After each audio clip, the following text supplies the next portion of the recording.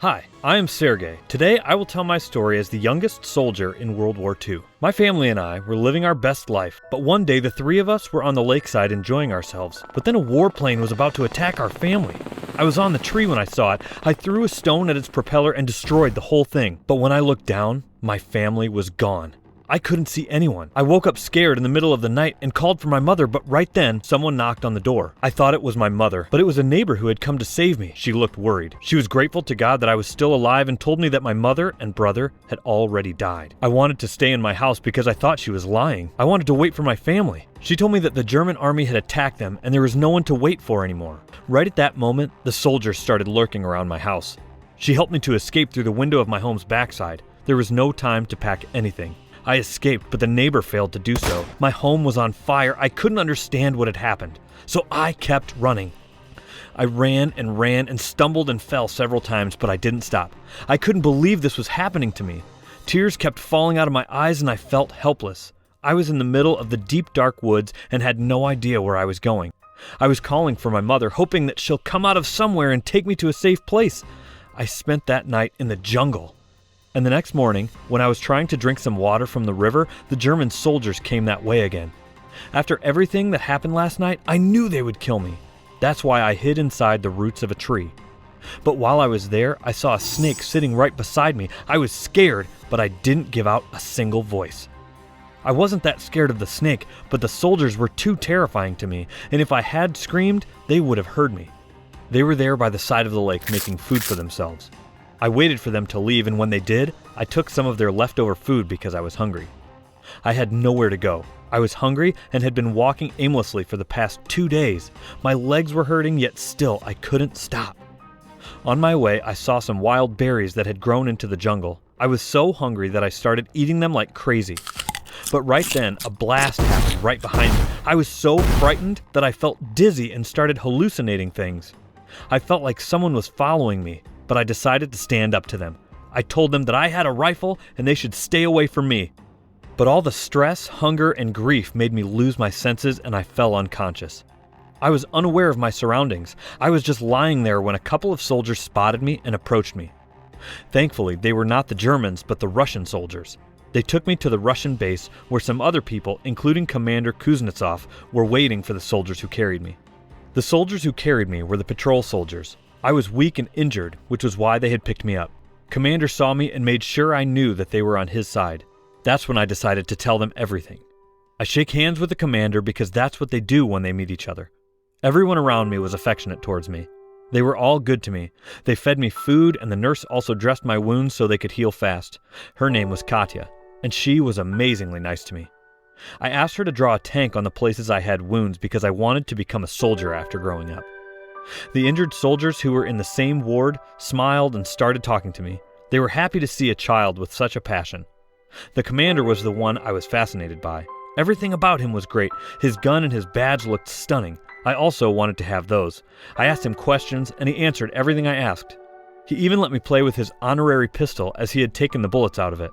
I then showed him the tank that Katya had drawn on my tummy. I was convinced that I was also a soldier at that time. I was recovering quickly, maybe because I was young, but this also meant that I couldn't stay with the battalion for long. I was to be sent to an orphanage after I had healed completely. This was because I wasn't safe at that place, and Katya asking Commander to keep me wasn't going to help. Everyone who was there would come to visit me. Every soldier who received food that their families sent would come and share it with me. I felt like I was their child. I felt at home. They didn't stop me from playing around and even let me play with their binoculars. Apparently my being there was helping everyone forget about the war for a while. I was helping them feel at home while I myself was also happy with everyone around me. But the commander was persistent that I must be sent to an orphanage so that I am safe. But before they could send me to the orphanage, the enemy attacked. Many of the soldiers were left injured, and while everything is happening, some people come to take me to the orphanage. Katya was sad, and others around me also didn't look like they wanted me to leave. But it wasn't an order from the commander which couldn't be denied. While the vehicle that came to take me waited, the commander took me to a corner. He talked to me and told me what was going on. He also gave me an honorary wooden pistol that he had made for me. I was happy and sad at the same time. I hugged him and told him that I was afraid that something would happen to him. The commander felt the pain of sending me off and hugged me for a long time. and he changed his mind. He wanted me to stay with the soldiers as his own son. I was happy to be there. Everyone was happy to hear that, and they even looked for a smaller soldier uniform for me to wear, and the commander himself gave them to me the next day after he woke me up. I wore the uniform and ran around. I was a soldier now. I had my gun and now even my uniform. After that day, everyone in the battalion started calling their little soldier boy. But that same day, while I was running around and enjoying, the Germans attacked again. This time they launched an air attack on the battalion. The soldiers quickly covered me up and took me to a safe place. Many were injured during that attack, and I wanted to be of some help to everyone around me. After all, they had helped me out when I was dying. I couldn't think of anything else, so I started giving water to the thirsty, injured soldiers.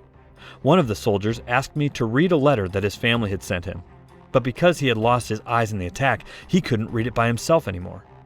I wanted to help him desperately, but unfortunately, I had no idea how to read, but I didn't want to disappoint him, especially after he'd been so injured. So I opened the letter and just started making things up. But when I mentioned a cow and how it had reached back home safely, the soldier said that he didn't have one. I was a little worried that my action might hurt him. Right then, the other soldiers in the room asked him to just let me tell the story and started laughing. They were enjoying the story that I had made up. After this, all the soldiers asked me to read their letters as well, and every time I had to come up with a new story because I wanted to cheer them up. Katya and the commander were always attracted to each other but never really said anything about it. They were probably scared of confessing their feelings. When I met the commander again, I started telling him that I was now in a higher position in the battalion. We were walking while talking, and while doing that, we came across a soldier station that had been destroyed. And as a soldier, I was supposed to pay my respects to the fallen soldiers. That day, I knew I had become a true soldier, and that's why the next day, I asked the commander to give me a mission because I also wanted to contribute. He listened to me and gave me the task of delivering the letters to the soldiers. I wanted to prove myself. That's why I fulfilled the given mission perfectly. In fact, the soldiers even danced for him. After all, I was their favorite soldier boy. I just wanted to use my binoculars and look through them. While I was there, looking at everything through my binoculars, I spotted someone's leg in a haystack. It was moving, which meant the person inside was actually alive. I rushed back to tell the other soldiers about the man in the haystack. The soldiers were skeptical, but because I was trustworthy, they went with me to see what I was talking about. They searched the haystack and I was right. There were 2 Germans hiding in there, trying to spy on our base. A fight occurred between the Germans and our soldiers, but they were soon arrested and taken to the base. The battalion, and especially the commander, praised my intelligence and the way I reported the situation right away. Not just that day was the best day of my life, because that's when the commander showed me all the legal papers of my adoption. He was officially my father now. This made me very happy, because after losing my family, the commander was the first one I could call family now. I wanted to repay the kindness he had shown to me from the beginning. Because I knew how he felt for Katya, I took him with me. Following that day, there was once again a German attack on the base, but this time I didn't hide. Instead, I actually helped with everything I could. I was trying to help them by supplying ammunition to the soldiers who were fighting on the front line.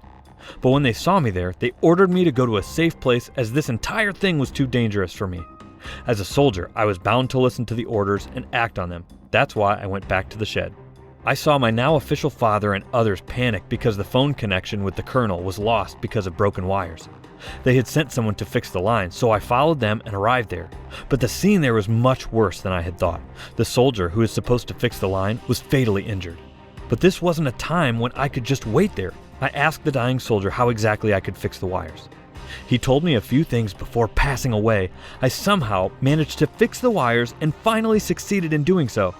The connection was back, and that allowed the battalion to call for more troops for help. I somehow saved everyone's life because if more troops weren't called, the Germans would have roasted all of us. But after that, when things settled down, the commander finally confessed his feelings to Katya and asked her to be my mother. She was happy to hear that, but before the conversation could go farther, a soldier arrived and informed commander that the battalion had now been dispatched from the base, meaning we were supposed to travel to another base now. The next day, we all started our journey to the next base, but on our way, the jeeps passed through a minefield that blew off some of the vehicles. The commander was hurt badly, while one of the group's orderly had died. He was someone I was close to, as we used to spend time together. It hurt me a lot to see him die like that. I cried and hugged my adoptive father. We had to move on and continue the journey to the new base. After reaching the new base, I met the commander's leader, the general. He was proud of me and very impressed too, and he also congratulated my father for having such an intelligent kid. The next day, our battalion was awarded a guard's banner, and so was I. The general honored me with a badge. When he did that, I promised that I would do everything to keep my country safe. At the new base, one night, the Germans attacked. This time, it was worse than the attacks I had seen before. The commander was stuck under the ruins. I was scared of losing my father and tried everything to get him out of there. I called other soldiers to help me out as well. With their help, we were finally able to get my father out of there, but he was injured. The next day, I met the commander. His hands were injured and so were mine while I was trying to get him out of the ruins. At that point, I had already become an important part of the team, and it was mostly because I had no other family to go to. They were all my family and everything I had. Even after that day, I continued to move along with them wherever they went. I was with my father the whole time. Later in life, I also became a part of the Stalingrad battle and went to Poland with the soldiers. And today, I am known as the world's youngest soldier to have ever lived.